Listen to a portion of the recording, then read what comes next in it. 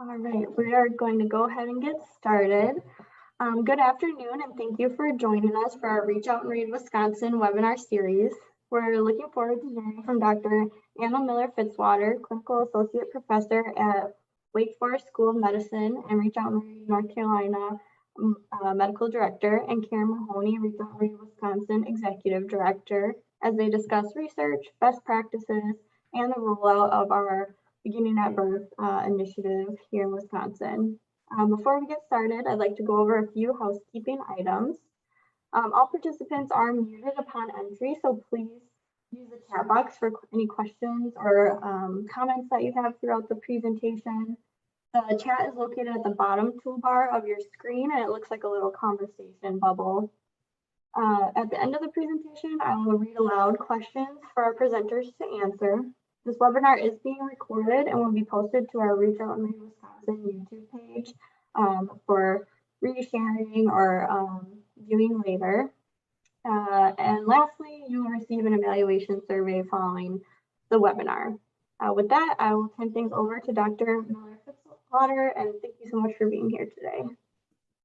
Thank you so much, Amber. Well, let's just jump right in. I, again, am Anna Miller-Fitzwater, and we'll be speaking a little bit about Reach Out and Read beginning at birth.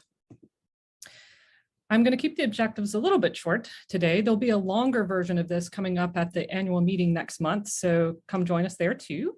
But we'll just go over why literacy promotionship and relationship building in early infancy are important and linked together. And then we'll just define and outline a general overview of the Reach Out and Read birth to 5-month model. So we really need to start lives with safe, stable, and nurturing relationships that you see here. And reading is one way to promote those. Through reading and relationships, babies will build their brains. They will build their social emotional skills. And hopefully our end goal is to have a successful school year and successful life. And, you know, where does Reach Out and Read fall into this? And how do we get built into the thought of successful outcomes? So if you look here, this is the Eco-Biodevelopmental Framework for Early Childhood Policies and Programs. And here, a lever or a layer at which we can do a policy or program is right here in primary health care.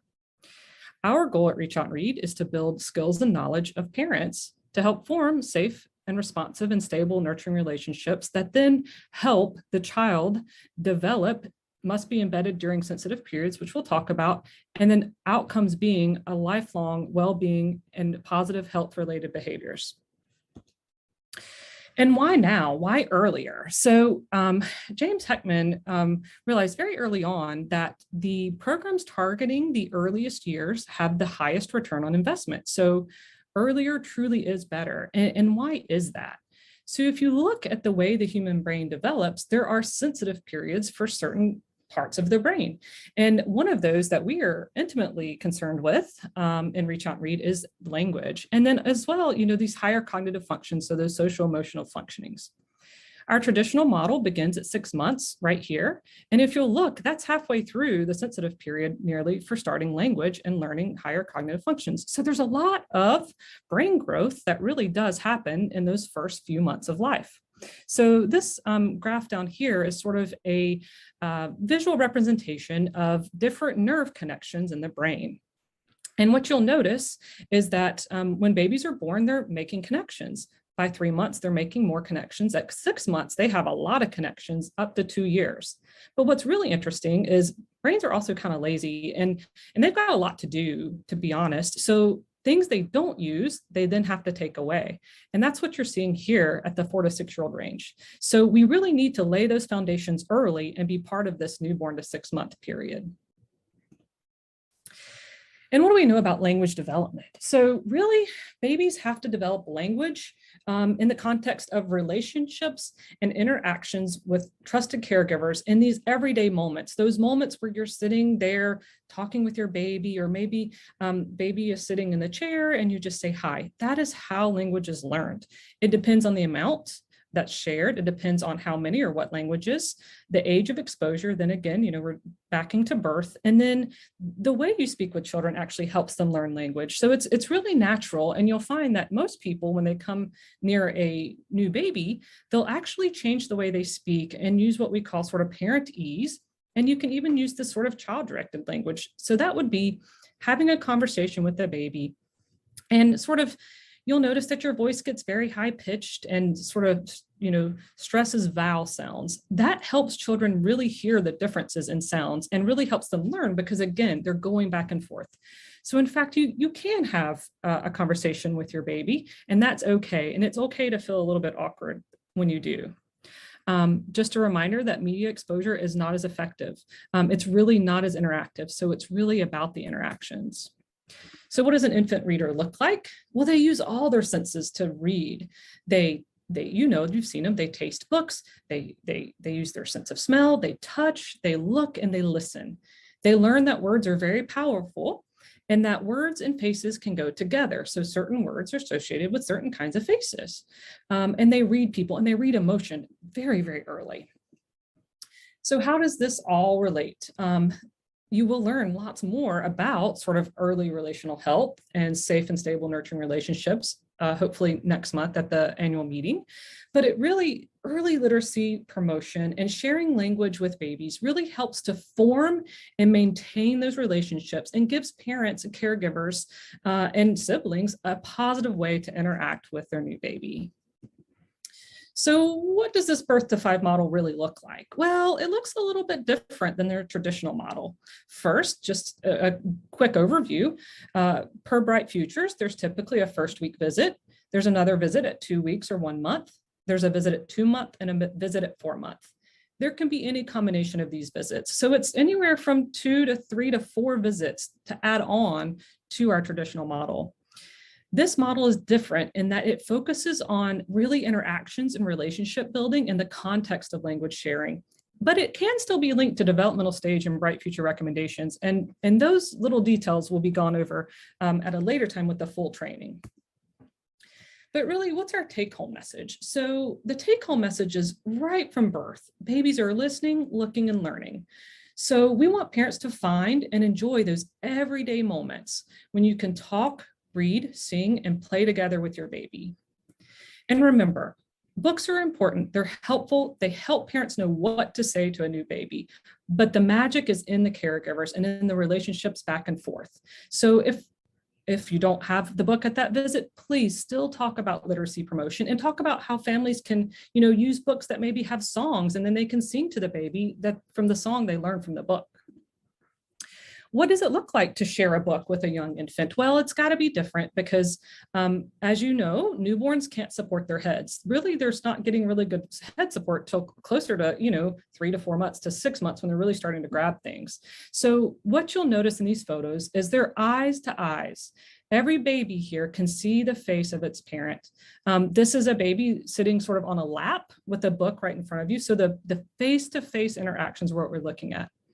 By the time the baby gets to be closer to 4 months old, you can turn in the lap a little bit because they're going to start to explore their environment with their hands, but you still want to be able to do face-to-face. So this little child here could look right at their father and they could see face-to-face right there, but they are starting to engage with the book a little and reaching out.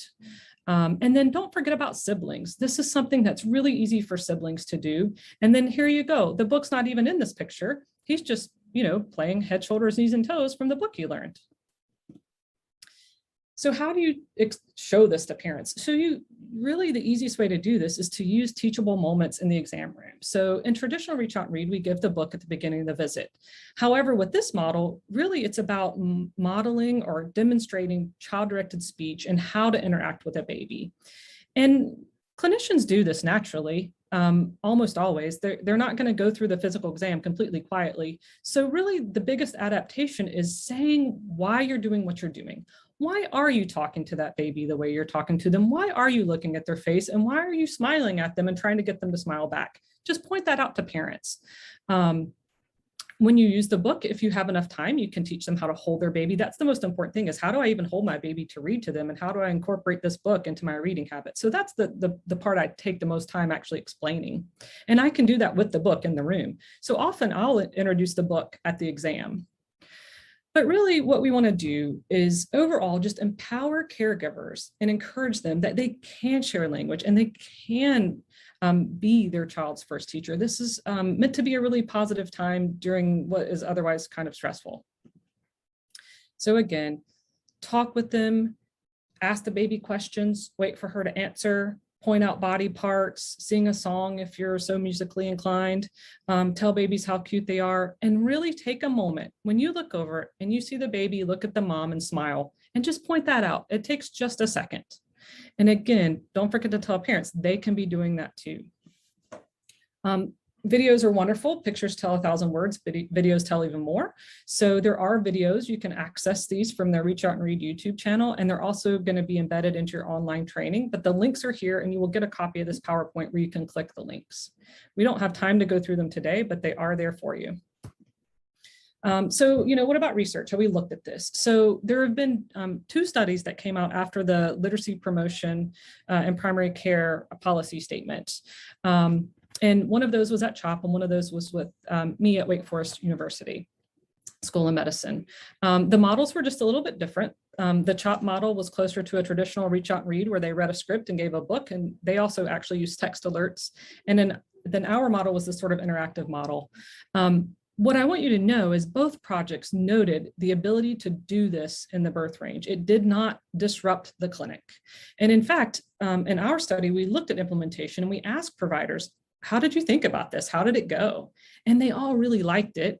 And we also looked at, did this back up clinic? Did this make visits a lot longer? It did not. In general, most providers said that it took about a minute longer than their typical visit. And it did not impact any of the flow of the clinic. Both of the studies found an improvement in home literacy environment at 6 months.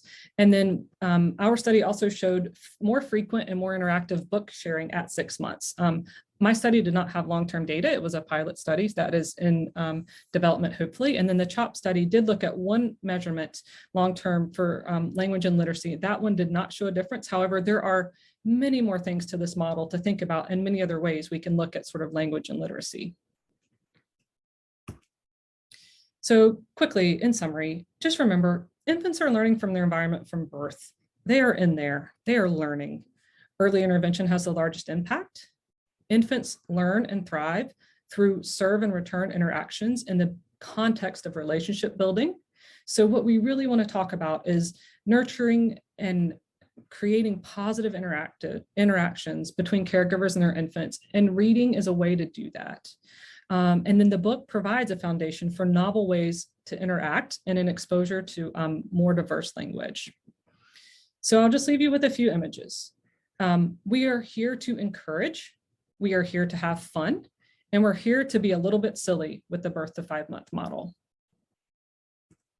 I do have a few acknowledgements. A lot of people helped along the way, so I'll just leave this here. And then I think it's time to